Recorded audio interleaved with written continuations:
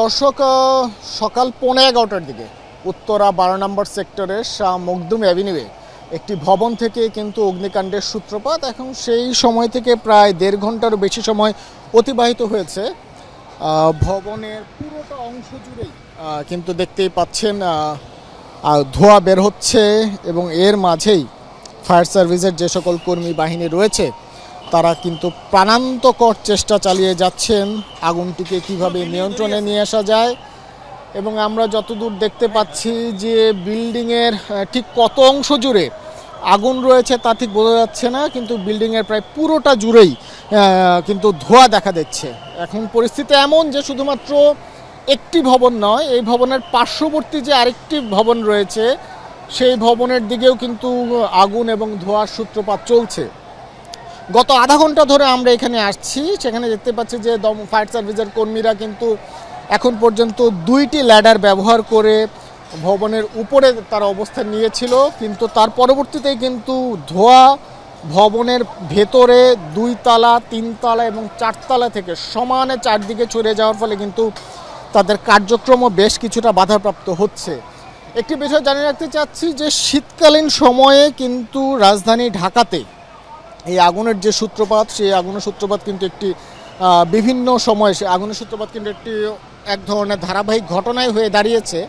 আমি যদি ক্যামেরার মাধ্যমে দেখাতে চাই যে ফায়ার সার্ভিসের কর্মীরা বিভিন্ন ধরনের ল্যাডার ইউজ করে তারা ভবনের যে কয়টি প্রান্ত আছে সেই কয়টি প্রান্ত থেকে কিন্তু আগুন নেভানোর চেষ্টা করছে। আমরা প্রত্যক্ষদর্শী যাদের সাথে কথা বলছিলাম তারা কিন্তু আমাদেরকে জানিয়েছে সকাল 11:15টার দিকে কিন্তু তারা হঠাৎ করে একটি আগুনের ধোঁয়া দেখতে পান এই যে ভবনটি রয়েছে সেই ভবন থেকে, এবং তার পরবর্তীতে বিকট শব্দে একটি ব্লাস্ট হয়। যতদূর ধারণা করা হচ্ছে যে এই ভবনের নিচে একটি রেস্টুরেন্ট রয়েছে, সেই রেস্টুরেন্টের রান্নাঘর থেকে প্রথমে আগুনের সূত্রপাত এবং তার পরবর্তীতে হয়তোবা সেখানে সিলিন্ডার ব্লাস্টের মতো ঘটনা ঘটেছে, যেটি দাবি করছেন যারা প্রত্যক্ষদর্শী হিসেবে ছিলেন তারা জানিয়েছেন। এবং আগুনের সূত্রপাত হওয়ার 7 থেকে 10 মিনিটের মাঝেই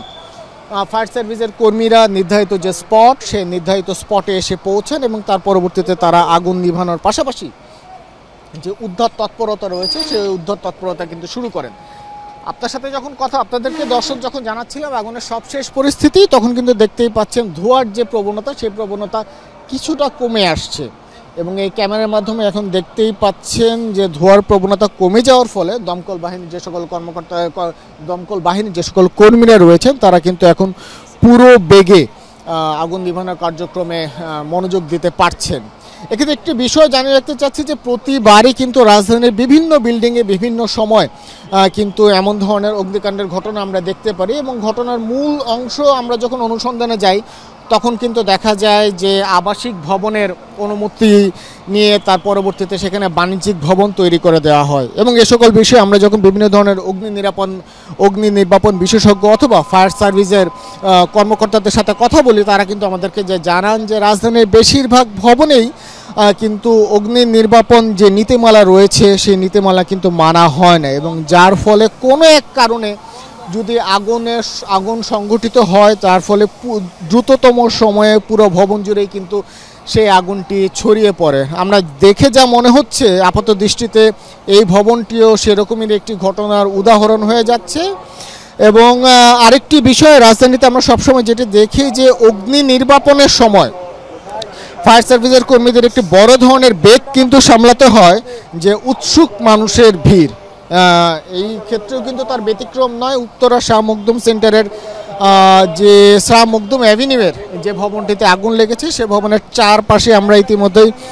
অনেক উৎসুক জনতা দেখছি এবং তাদের কারণে কিন্তু ফায়ার সার্ভিস বলি, র্যাপিড অ্যাকশন ব্যাটালিয়ন বলি, তাদেরকে কিন্তু আগুন নেভাইতে বেশ কিছুটা বেগ পেতে হচ্ছে। আবার যদি একটু পুরোনো কথায় ফিরে যায়, যারা এই মুহূর্তে যমুনা টেলিভিশনের সরাসরি সংযোগে যুক্ত হয়েছেন তাদেরকে বলি যে স্থানীয়রা আমাদেরকে জানিয়েছে সকাল 11:15টার দিকে উত্তরা 12 নম্বর সেক্টরের শাহ মখদুম এভিনিউয়ে একটি ভবনে প্রথমে আগুন ছড়িয়ে পড়ে এবং আগুনের সূত্রপাতের পরপরই ধোঁয়া ছড়িয়ে পড়ে এবং তার কিছুক্ষণ পর বিকট শব্দে একটি বিস্ফোরণ হয় এবং সেই বিস্ফোরণ হওয়ার পরে শুধুমাত্র এই বিল্ডিংটি নয়, এই বিল্ডিংয়ের আশেপাশের যে ভবনগুলো রয়েছে সেগুলোও কিন্তু কেঁপে ওঠে। মূলত সেই বিকট শব্দের পরে কিন্তু পুরো ভবন জুড়ে